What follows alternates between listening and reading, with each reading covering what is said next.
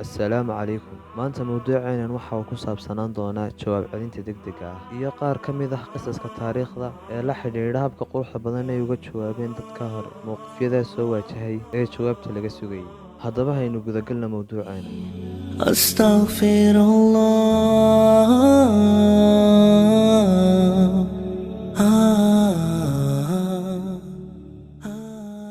Juxa ayaa maalintuu la soo galay markaa nin garanayay baa ku idhahday Juxow adiga kumabaan garanay dameerkaagan kugu gartay. Isaguna wuxuu ku idhahday dhib ma laha waayo dameeruhu iyagaa is yaqaana.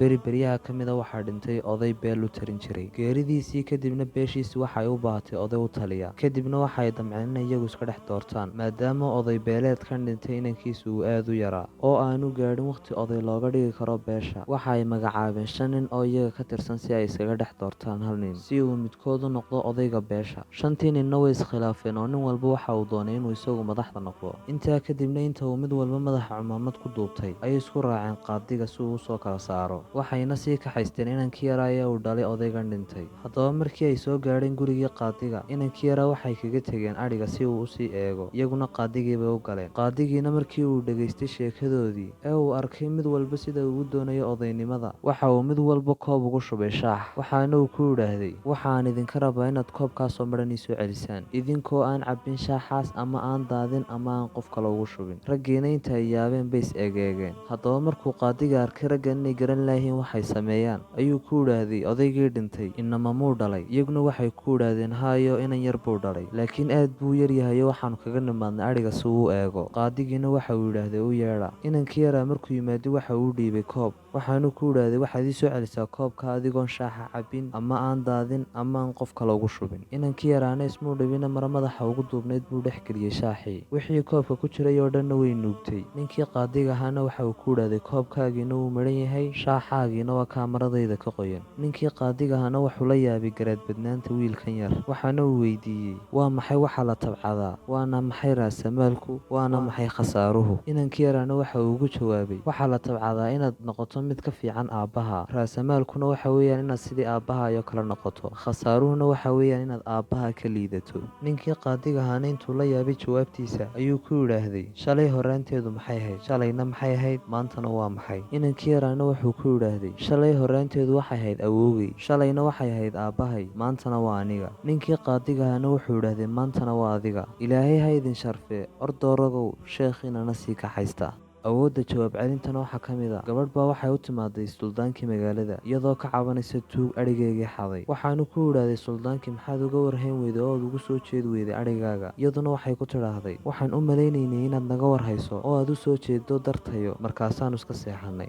waxaanu ka soo xiganay kitaabka jamcul jawaahir fil milaxi wannawaadir. waxa uu ahaa Mucaawiya bin Abi Sufyaan radiyallahu canhu, nin aad u garaad badan. garaad badnaantiisina waxaa ka mid ahayd markii uu gaboobay ayaa waxa uu dhibsaday oo uu ka seexan kari waayey jelaskan ay garaacayaan dadkan kiristanka ahi. markaa intuu dadkii isugu yeedhay buu ku yidhi yaa fariintan iga qaadaya oo gaadhsiinaya boqorka Ruum oo haddii la dilana aanu ballan qaadaa mag laga bixiyo 3 qof, haddii uu soo noqdo isagoo caafimaad qabana 2 qof magtooda qaadanaya. intaa kadibna waxaa ka aqbalay mid ka mid a dhalinyartii magaalada. Mucaawiyana wuxuu ku idhaahday marka aad gaadho xagga looga armiyo boqortooyada Ruum eedaam. ninkii dhalinyartahaana wuxuu ku idhaahday ma intaasoo keliyaata. Mucaawiyana wuxuu ku idhaahday haa intaasoo keliyaata. ninkii dhalinyartahaana markuu soo gaadhay xaggii looga araminayay boqortooyadii Ruum iyo boqorkii Ruum hortiisiiba ayuu eedaamay. intaa kadibna baadariyadii iyo jannadii ciidamada ee boqorka ag joogay ayaa kusoo cararay kii yaraa si ay u dilaan, laakiin waxa uga sii horumaray boqorkii amba imbaraadoorkii la odhan jiray Qusطandiin Raabic si uu uga qabto seefahooga. waxaanu ballan kula galay inay bartoodii ku noqdaan. waxaanuu sheegay inuu Mucaawiya doonay inay kan ku dilaan eedaanka si uu isaguna kiristanka ku nool dhulkiisa ugu dilo jelaskan iyo waxaanay ka qarqaraacayaan. imbaraadoorkiina intuu ninkii dhalinyartahaa dhar iyo hadiyadaba siiyey ayuu soo celiyey.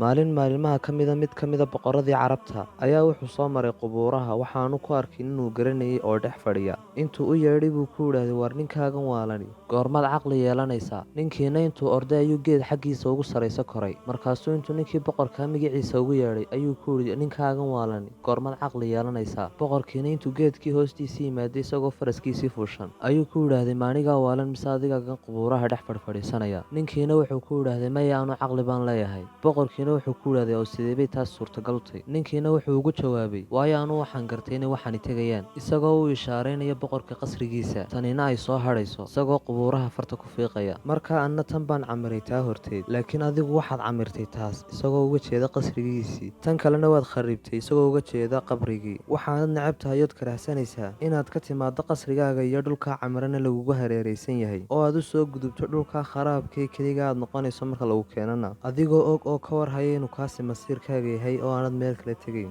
markaasuu ku celiyey boqorkii oo uu ku yidhahday haddaba iminka keeneebaa waalan boqorkiina ilintii ka timaaday indhihiisu intay gadhkiisa qoysay ayuu ku yidhahday wallaahi run baad sheegaysaa waxaanu ku yidhahday ninkii ii kordhi ninkiina wuxuu ku yidhaahday waxaad ka adkaataa kitaabka ilaahay isagaa wax waloo waane iyo waxu sheegaba kugu filane mar kalena ninkii boqorkaa wuxuu ku yidhaahday ninkii ma leedahay wax xaaje aan kuu fuliye ninkiina wuxuu ku yidhaahday haa waxaan leeyahay 3 xaajo haddii aad ii fulisana waan kuu mahadnaqayaa boqorkiiba yidhaahday weydii ninkiina wuxuu ku yidhahday waxaan doonaya inaad cumriga ii siyaadiso boqorkiina wuxuu ugu jawaabay ma awoodo haddana wuxuu ku yidhaahday waxaad ii ballan qaaddaa inaad iga ilaalinayso malakumuudka haddana boqorkii wuxuu ugu jawaabay ma awoodo markii saddexaadna wuxuu ku yidhahday waayahay haddaba jannadaygee boqorkiina wuxuu ugu jawaabay ma awoodo intaa kadib ninkiibaa hadalka soo gabagabeeyey wuxuu ku yidhaahday haddaba waxaad ogaataa inaad tahay mamluuk ama addoon yar oo aanay boqortinimadaaduna meel gaadhsiisnayn markaa waxaan adiga ku weydiisto ma hayo beryaha ka mid a oday dawaarle ah ayaa wuxuu ku noolaa tuulo yar waxaan u toli jiray dhar aad u qurux badan islamarkaana wuxuu ku iibin jiray qiimo macquula maalin maalmaha ka mid a ayaa waxa u yimaaday mid ka mid ah dadkii saboolka ahaa ee tuulada ku noolaa waxaanu ku yidhaahday si fiican baad u shaqaysatahay lacag fiicanna waad shaqaysatahay maxaad u caawin weyday dadkan tuulada ku nool ee saboolka ah bal eeg ninka hiliblehee tuulada isagoon haysan wax xoola ahoo badan ayuu haddana maalin kasta dadka fuqarada ah ee tuulada ku nool uu u qaybiyaa hilib bilaasha ninkii dawaarle ahaana lamu ee aayar buu dhoola caddeeyey ninkii saboolka ahaana intuu tegay isagoo xanaaqsan ayuu dadka dhexdooda ku faafiyey inuu odaygan dawaarlaahi yahay nin taajira laakiin uu bakhayl yahay dadkii tuulada ku noolaana xiqdi bay u qaadeen muddo kadibna ninkii dawaarle ahaa wuu xanuunsaday dadkii tuulada ku noolaay oo dhanna cid soo boqoto waa la waayey